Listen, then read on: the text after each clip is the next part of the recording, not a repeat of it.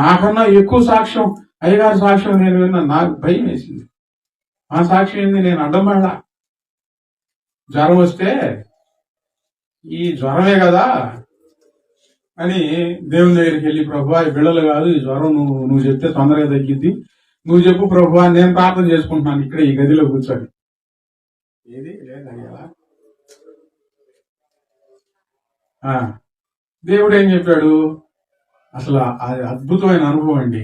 నీ నోట నా మాటల నుంచి నువ్వేమి పలకవలను నేను నీకు బోధించదని చెప్పారు. కళ్ళు తెరిచి, భలే మాట చెప్పారు ప్రభు వారు అని కళ్ళు తెరిచి, ఈ మాట చెప్పారు కానీ రామసంగా చెప్పలేదు ఏంది అనుకున్నా. నా నోట మాటలు ఉంచుతానన్నాడు, రామసంగా చెప్పలేదు ఏంది అనుకుంటా నడిచి వెళ్తా ఉంటే తూలి పడిపోబోయా. ఏంది నాకు జ్వరం వస్తే నేను తూలి పట్టలేదు అని చెప్పి అనుమానం వచ్చి వెళ్ళి చెక్ చేసుకుంటే కరోనా పాజిటివ్ అని ఉలిక్కి పడ్డాను.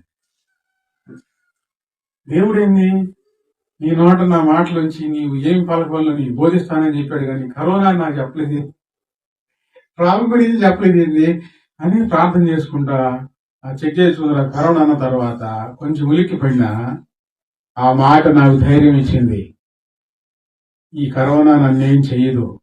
ఒకవేళ చేసేటట్లయితే నువ్వు ఇక ఉండవని దేవుడు చెప్పేవాడు కదా, ఆయన మాటలు నా నోట ఉంచుతానని ఎందుకు చెప్పాడు అంటే నేను బతుకుతాను అనుకొని ఇంటికి వచ్చి చూస్తే అందరికీ కరోనా వచ్చింది. నాకైతే చెప్పాడు, నాకైతే ధైర్యం వచ్చింది నీకేం కాదని. మరి వీళ్ళ సంగతి ఏంది?